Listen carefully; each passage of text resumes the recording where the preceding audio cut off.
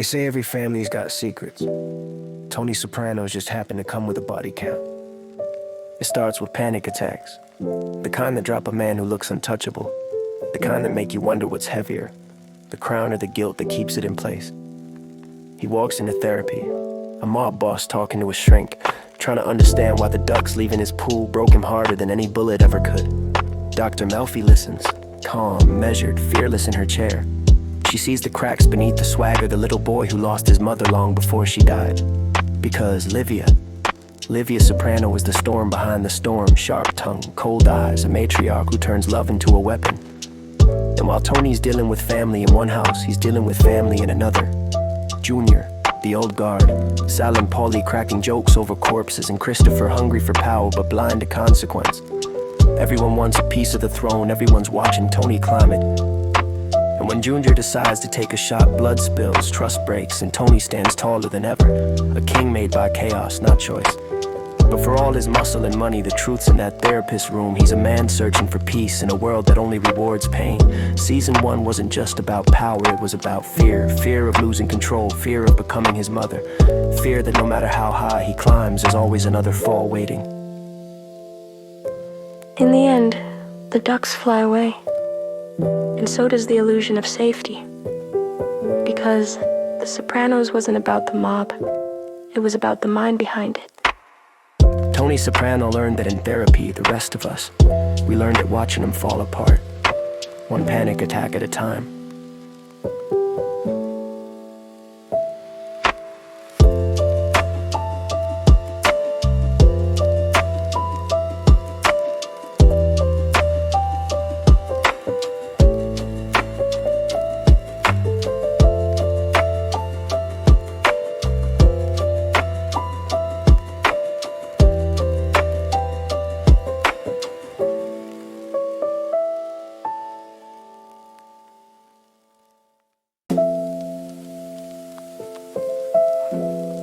Season 2 opens with tension. The streets of New Jersey whisper in fear, and Tony Soprano feels the weight of a world that never forgets. The ducks are gone, but the emptiness lingers.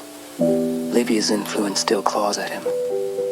A mother's shadow that reaches across every deal, every threat, every silence. Christopher rises, hungry, reckless, ambition outpacing reason. A kid trying to fill a void Tony doesn't even know he has. And the old guard, Junior and Richie squabble like kings who've lost their crowns, reminding Tony that loyalty is fragile and betrayal is never far behind. The FBI closes in, their whispers slicing through the walls of Bada Bing and Satrios. Tony navigates this world like a tightrope walker, each step balanced between survival and collapse.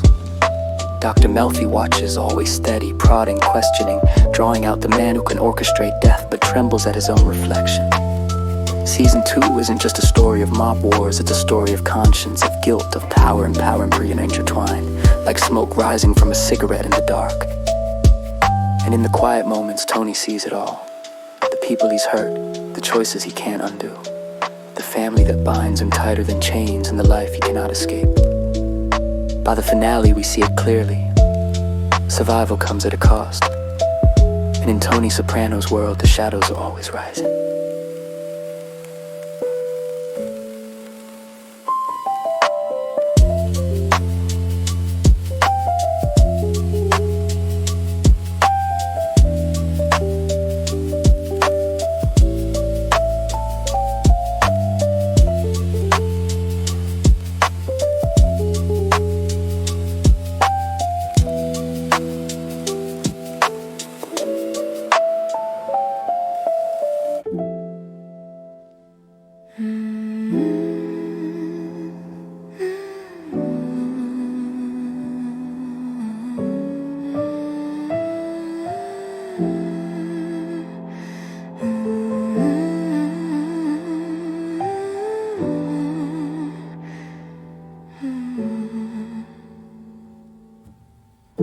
Season 3 begins with fractures. The family, both blood and crime, is cracking at the seams. Tony Soprano walks a tighter line. Every decision is a gamble. Every smile hides suspicion. Christopher's ambitions grow sharper, his hunger for respect clashing with his own demons. The old guard mutters in dark corners, and Tony learns that loyalty isn't given, it's taken, often in blood. Dr. Melfi remains the lighthouse in his storm, watching, listening, drawing out the contradictions, showing him the man he fears most is himself. Season 3 is a season of fire. Old debts, old wounds, and new enemies. Carmela wrestles with her own illusions of normalcy, and AJ grows, inching closer to the world he'll inherit. Every deal, every betrayal, every whispered threat reminds Tony that power is never safe and peace is always temporary. By the season's end, we feel it. The empire is strong, but the cracks are widening. And for Tony Soprano, the higher he climbs, the harder the fall looms.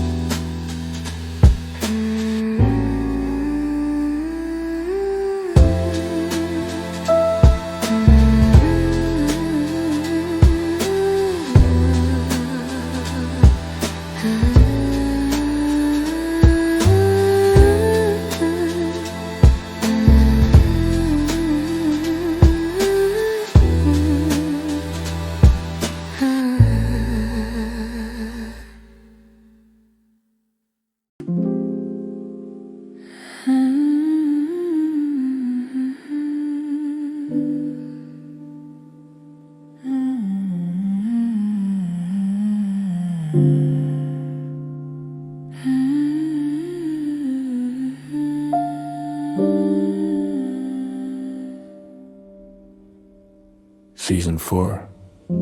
The stakes get higher. Tony Soprano sits atop his empire. But wealth and power have a price, and every smile hides calculation. Carmela struggles with desire and conscience, balancing luxury against guilt. AJ begins to test boundaries, stepping closer to the world that shaped his father. Ralph and the old guard stir trouble, reminding Tony that loyalty is fragile and betrayal wears many faces. Business and family intertwine in dangerous knots. Alliances shift with every word, and Tony learns again. Trust is a weapon and fear is its echo. Dr. Melfi holds her own in the shadows, pulling Tony toward insight, showing him the cost of every choice, even the ones he pretends not to see. Season 4 is about consequences. Every deal, every fight, every whispered threat, carving deeper lines into the empire and its king. By the finale, the weight is clear. Power is intoxicating, but it isolates. And Tony Soprano learns that every crown is balanced on danger and doubt.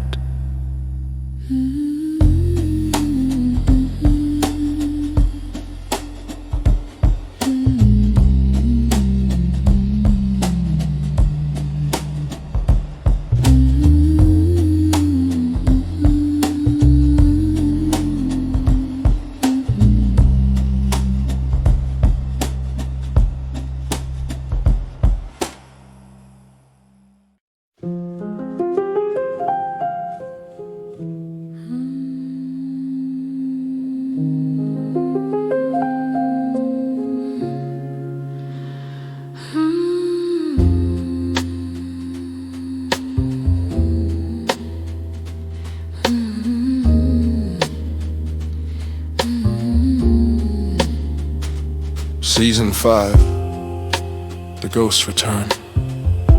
The streets of Jersey breathe new tension as old faces walk free from prison, carrying memories, debts, and grudges.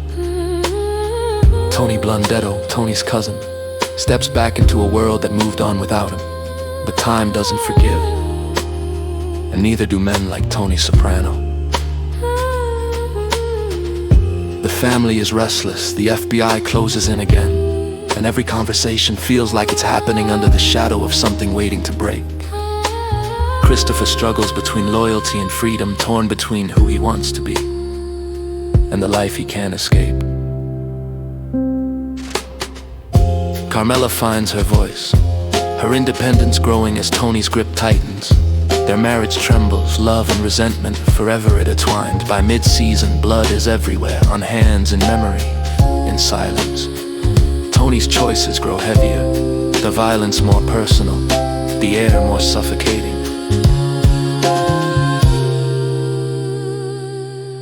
Season 5 is gravity. Every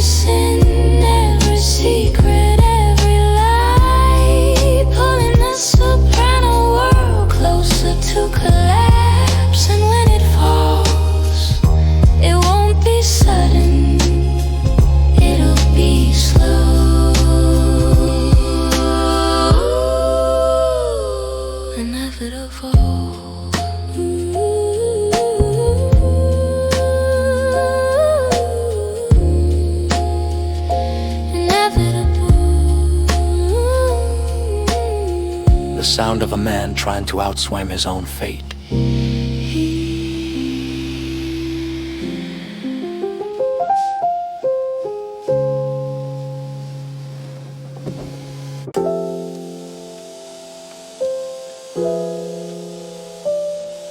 The Fade to Black. Season 6 of The Sopranos. Season 6. The end begins. Tony Soprano stands at the edge of everything he's built. The family, the business, the illusion of control. The war with New York burns through the streets. Every alliance bends, every truce feels temporary. Death circles closer. Bobby, Silvio, Christopher. One by one, the walls close in, until Tony's empire feels more like a coffin than a throne. Carmela clings to stability. Even as she feels the ground shifting, AJ spirals, lost in a world without meaning. Meadow looks for light beyond the shadows her father cast.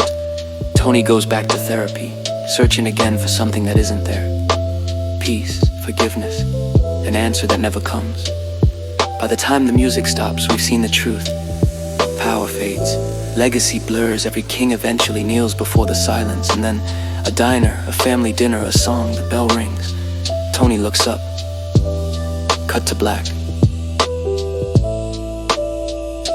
Season 6 doesn't give us closure, it gives us reflection. A mirror held up to mortality, to consequence, to the weight of every choice we make when no one's watching. The end wasn't an answer, it was a question. When the lights go out, did you live your life? Or just survive it?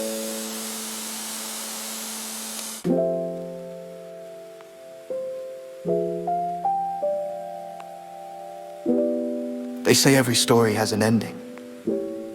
But in The Sopranos, the ending was silence. A black screen, a cut to nothing. The moment where breath catches, and time stops mid-shoe, mid-lyric, mid-life. We see Tony sitting there, surrounded by his family or what's left of it. Meadow's late, Carmela's calm, AJ's restless as always. The bell rings. A man walks in. A song plays, Don't Stop Believing. And for one last time, we believe. We believe Tony's the boss who always gets away. We believe he's safe until we don't.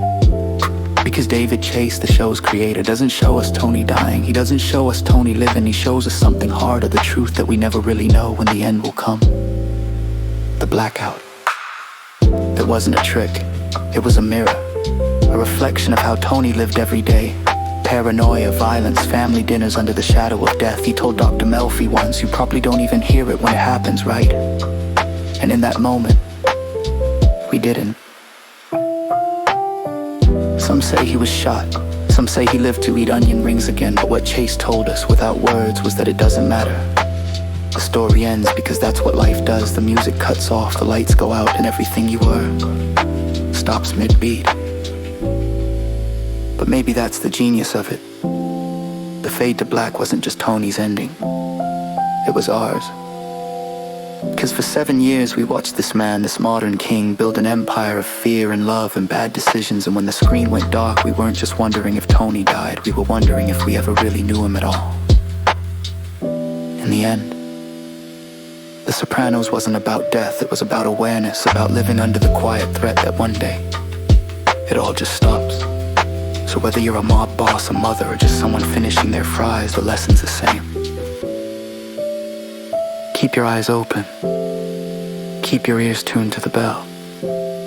And whatever happens, don't stop believing.